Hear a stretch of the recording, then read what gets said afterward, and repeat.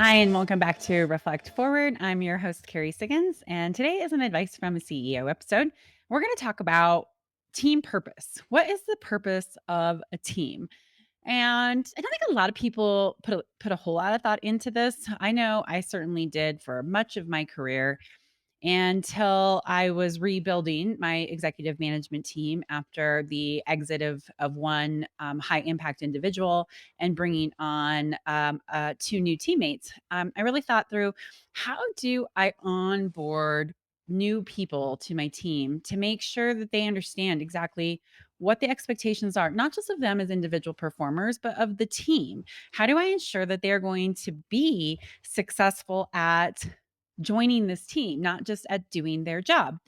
And I had learned this because after the exit of this high impact individual, I learned a lot about the disconnect between what I thought was happening amongst the team dynamics and what was really happening. And it was negative. It wasn't a positive experience. And so I wanted to ensure that we minimize the chance of this happening again. Now, team dynamic is always going to change. Anytime you bring a new person onto a team or a teammate exit, it changes the dynamic. But stress changes the dynamic. People's life situations change the dynamic. There's so many things that can happen that it's constantly ebbing and flowing in terms of team health. And so being able to work through those issues quickly and making sure that you are in a highly functional, highly dynamic team is really an important aspect of leadership. But everybody needs to understand exactly what that means. And I don't think we do enough as leaders to talk about expectations of a team. So I went about putting together operating principles for the executive management team, and collaboratively worked with my 8 direct reports to flush this out. Like, what do we want to be like as a team? What do we want it to feel like? How do we want to show up? What are our expectations and responsibilities to each other and to running this company?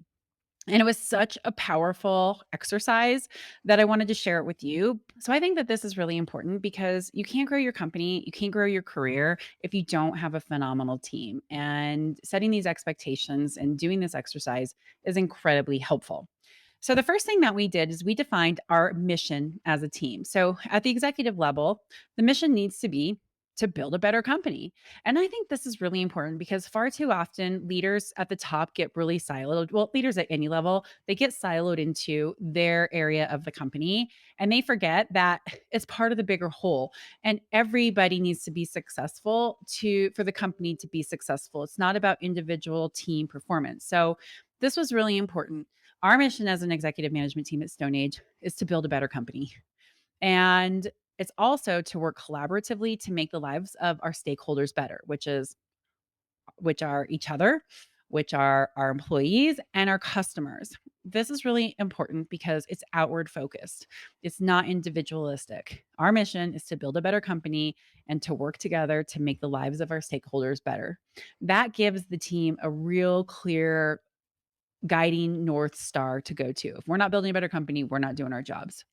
Then we went into creating our purpose. So, why do we exist? And we came up with several bullet points of what our purpose is as a team. And I'll share a few of them with you because I think that these are a good starting point. So, number one, create a vision for the company and tie the work that we do to that vision.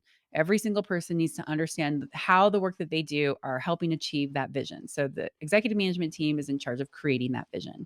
Number two, determine the strategy to achieve that vision and propel the company forward. So, we are in charge of strategy, we're in charge of vision.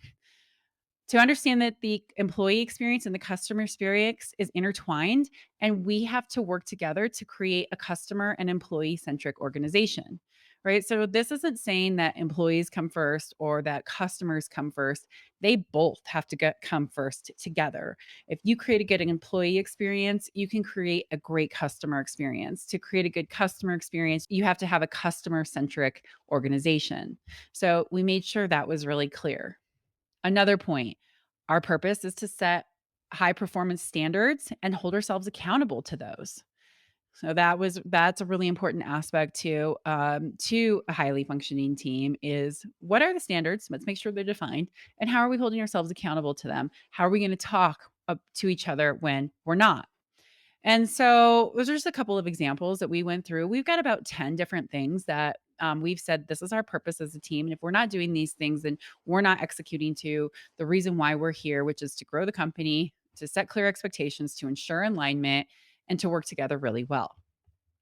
After we went through the purpose, we talked about how we're going to work together. And this is really important because on my team, I require people to solve problems, to work together well. And there's no triangulation, there's no backstabbing. We are here to build this team together. That is your job as an executive manager at StoneAge. So we wanted to make sure that was really clearly lined out. So here are a couple of examples of the points that we put into our how we work together section. We help each other build strong teams that work together well, right? We're just not in charge of our own team. We have to help each other build strong teams. It's very collaborative. We frequently communicate, openly share information, and accept input from all stakeholders that lead to positive outcomes. This is important. You cannot over communicate. You have to make sure you're sharing that information in the proper channels, but do it in an open way and make sure that people feel safe to give you input so that you can make good decisions. This is really important to our culture. Number 3 was come to meetings prepared and actively participate. That is incredibly important. It's so annoying when you have a colleague who comes and clearly hasn't prepared for the meeting, hasn't read the agenda, doesn't know what they're talking about, doesn't ask the proper questions, or doesn't participate. That's a requirement on our team to fully show up and present yourself as a great teammate. So those are just a couple of examples of things that we put into the how we work together.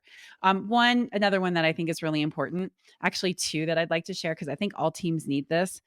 We address problems head on, no sweeping problems under the rug. That's really important. I just had this happen at an executive management team meeting yesterday where one of my direct reports said, "Hey, this person isn't performing as expected." And it was like, "Hey, wait a minute, let's talk about this." And we had a really in-depth discussion that there was clearly not alignment on the team, and they went and solved that. And I was really proud of that person for stepping up and saying it because he wasn't sweeping an issue under the rug. He was making sure that his colleagues knew that there was underperformance happening on their teams and we're all here to collectively fix it. And the other one is, I think this is important. We all act like executives and represent our departments with integrity, honesty, and strong leadership. This is so important. You have to lead well when things are stressful. So you have to act like an executive. You have to represent with integrity, honesty, and strong leadership. That is an expectation to be on the team at StoneAge. And I think clearly lining that out of what your teammates need to show up as because they're representing you as a leader and they're representing your teams is incredibly important. And then we finally went through and wrote how we show up as leaders of this company. And we wrote out our leadership principle statement, which is leaders at StoneAge positively impact the lives of our employees and customers by solving problems and doing great work. Impact is only possible when we embody a proactive and positive leadership mindset. Leadership matters.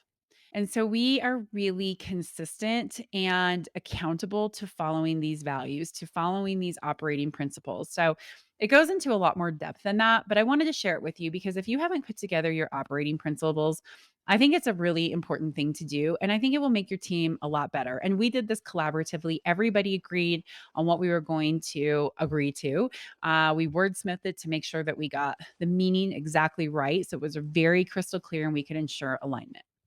So, hopefully that is helpful to you when you're thinking about creating operating principles for your team. I highly recommend it.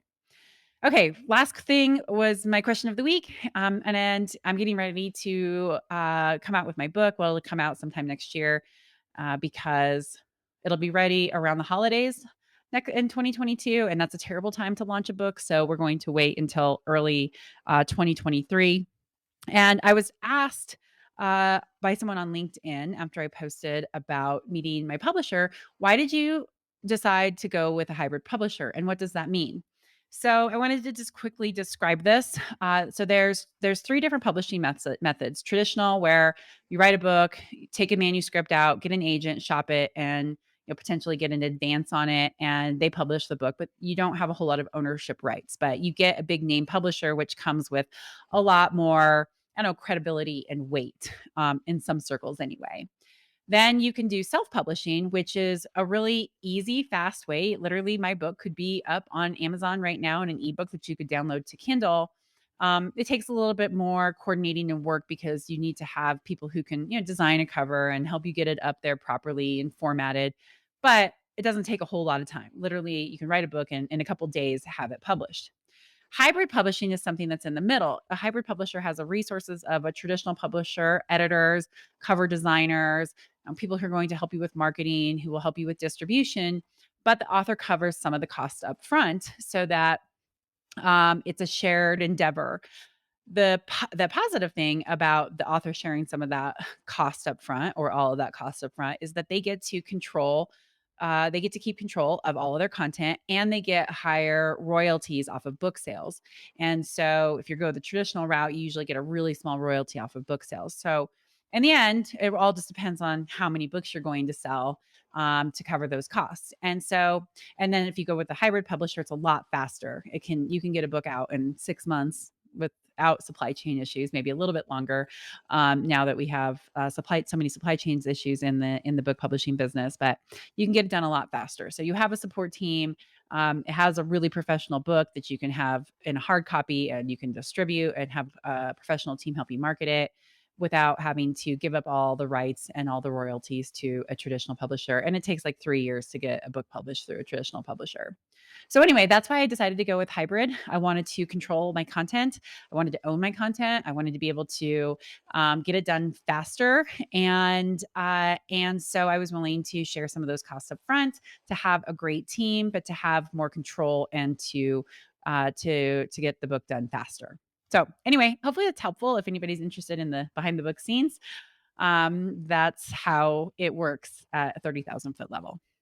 Okay, with that, I will leave you to your day. I hope you have a fantastic day. If you like this, please write a review, like it, subscribe it. It's great for the algorithms. Go to my YouTube channel where this full episode will be able to be seen on video and subscribe there. I really appreciate it. Thanks so much. Have a great day. We'll see you next week.